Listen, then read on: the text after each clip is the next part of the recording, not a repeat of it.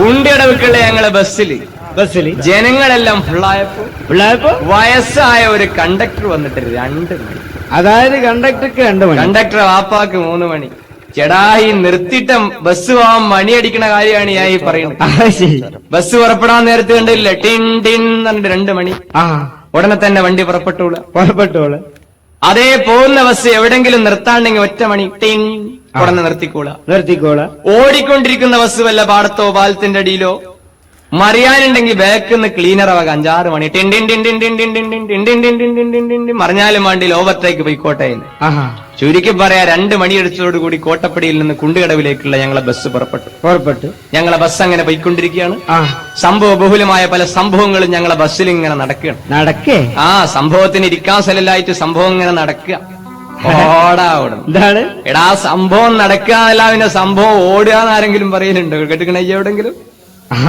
എന്താണ് ഞങ്ങളെ ബസ്സിൽ സംഭവിച്ചത്? എന്താണ് ഞങ്ങളെ ബസ്സിൽ ഭയങ്കര തിരക്ക് എന്ന് പറഞ്ഞാൽ ഭയങ്കര തിരക്കാണ്. അന്നൊക്കെ കണക്കാക്കിയ ബസ്സുള്ളൂല്ലോ. അതെ, ഇന്നത്തെ പോലെയല്ല. ഇന്നിപ്പോ പുട്ടിന് പൂളടണ മാതിരി ബസ് ഉണ്ടായിട്ടും ഇങ്ങനെ തിരക്കാണെങ്കിൽ അന്നത്തെ ഒന്നും കഥ പറയണ്ട. പുട്ടിന് പൂളടി? എടാ പുട്ടിന് പൂളടി എന്ന് വെച്ചാൽ നാളികേരത്തിന് വില കൂടിയത് കൊണ്ടാണ്, അല്ലാതെ പുട്ടില് പൂള നിർബന്ധമായിട്ടൊന്നുമല്ല. മനസ്സിലായ? എങ്ങനെയാ പൂളടല് പുട്ടില്? എടാ നാളികേരത്തിന് പകരം പുട്ടില് പൂളടണ എങ്ങനെയാണെന്നറിയില്ലോ? ഇല്ല. അതാണ് ഡിസ്കോ 88 എന്ന് പറഞ്ഞിട്ട് ഒരു പുതിയ സൈസ് പുട്ട് ഇറങ്ങിയിട്ടുണ്ട്. അതിലാണ് ഈ നാളികേരത്തിന് പകരം പൂളടല്. ശരി. കാരണം കപ്പക്ക് നാളികേരത്തിന്റെ അത്ര തന്നെ വില ഇല്ലാത്തോണ്ട് ബഹുമാനപ്പെട്ട വലിയ ദിവാൻ പൂളൊക്കെ അങ്ങ് തൊലിയളിഞ്ഞ് വെള്ളത്തിലിട്ട് കഴുകി നന്നാക്കി ചാരിയേക്കണ്. കഴുകിയ വെള്ളം വേഗം ഒലിച്ചു പോകാൻ വേണ്ടിട്ട്. എന്നിട്ട് ഇൻഡസ്ട്രിയിൽ നിന്ന് ഒഴിവാക്കിയ വലിയൊരു തകരത്തിന്റെ കഷ്ണം എടുത്തു കൊടുത്തിട്ട് അതിന് നിറയെ ആണികളടിച്ച് തുളണ്ടാക്കിയ ശേഷം ഈ നിരപരാധിയായ പൂളയ്ക്ക് ഇങ്ങനെ ബുദ്ധിശാലിയായ മനുഷ്യൻ വെച്ചിട്ട് ഇങ്ങനെ വരതാണ്. കുറെ നേരം വരസുമ്പം കാണാം പാവം പൂളയ്ക്ക് ഇല്ലാതാവും. ബേജാറാകണ്ട. ഈ തകരത്തിന്റെ കഷ്ണത്തിന്റെ അടിയിൽ ചെറിയൊരു ഡീസ് വെച്ചു കൊടുത്തിട്ടുണ്ടാവും. ഡീസോ പ്ലേറ്റോ എന്തെങ്കിലും ഒന്നും ഉണ്ടാവും.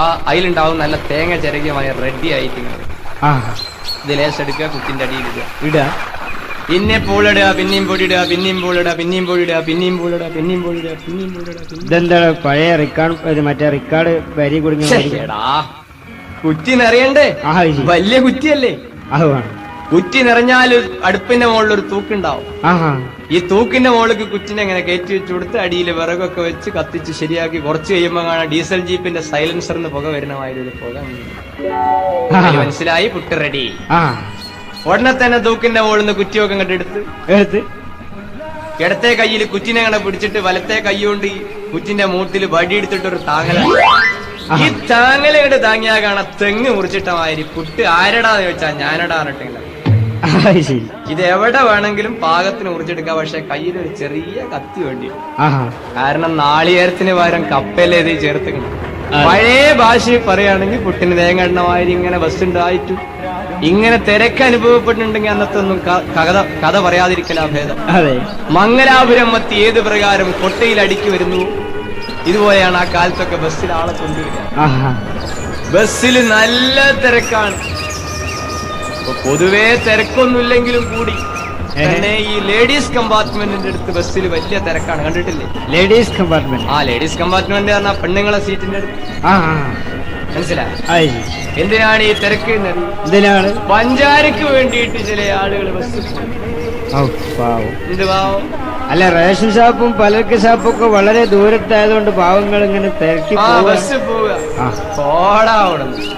എടാ ഇത്ര ശുദ്ധഗതിക്കാരനാണ്. ഇതാണ് ഞാൻ പറഞ്ഞ പഞ്ചാര എന്ന് പറഞ്ഞ റേഷൻ ഷാപ്പ് കിട്ടുന്ന പഞ്ചാര അല്ലടോ. പിന്നെയും പറയാം, അതായത് ഈ പഞ്ചാര. അപ്പൊ അതിനു വേണ്ടിയിട്ട് ബസ് കയറി നടക്കുന്ന പൂവാലന്മാര്. പൂവാലന്മാരെന്ന് പറഞ്ഞാൽ മനസ്സിലായില്ല എനിക്ക്. പൂവാലന്മാരെന്ന് പറഞ്ഞാൽ ആരാണ്? ബാപ്പ നയിച്ചുകൊണ്ടിരുന്ന ഊസിയായിട്ട് അടിച്ച് തൊഴിലില്ലായ്മ വേതനം കിട്ടുന്ന പൈസ കൊണ്ട് സിഗരറ്റൊക്കെ വാങ്ങി അതിങ്ങനെ വലിച്ചു പൂവാലത്തിന്റെ മുകളിൽ നിരത്തിന്റെ മുകളിലൊക്കെ ഇരുന്നിട്ട് ആളുകളെല്ലാം കുറ്റം പറഞ്ഞു. ഇവരെ കൂടുതലായിട്ട് എവിടെയാ കാണുകയെന്ന് ചോദിച്ചാൽ ഈ കോർപ്പറേഷന്റെ അടുത്ത്, പൈപ്പുള്ളടുത്ത്, അതുപോലെ ഗവൺമെന്റ് ഹോസ്പിറ്റലിന്റെ അടുത്ത്, ട്യൂട്ടോറിയൽ കോളേജിന്റെ അടുത്തൊക്കെയാണ് ഈ കമ്പനിയെ കൂടുതലായിട്ട്. ഇവരെ പണി എന്താണെന്നറിയാം? തൊഴിലില്ലായ്മ വേതനം വാങ്ങിയിട്ട് ആ ആരാന്റെ പെൺകുട്ടികളെ കാര്യമൊന്നുമില്ലാതെ പഞ്ചാരടിച്ച് അടിച്ച് മാനസിക രോഗികളായിട്ടാണ് ഈ ഹംക്കുകൾ മരിച്ചു പോയത്. ആഹാ കാരണം പ്രയോജനമൊന്നും ഉണ്ടാവില്ല, കുട്ടികൾ ആരാന്റെ തന്നെ. അതാണ്. അങ്ങനത്തെ ഈ കമ്പനിന്റെ തിരക്ക് ബസ്സിൽ വല്ലാതെ അനുഭവപ്പെടാൻ. ആഹാ പക്ഷെ ഞങ്ങളെ ബസ്സിൽ പൊതുവെ എല്ലാ സ്ഥലത്തും നല്ല തിരക്കാണ്.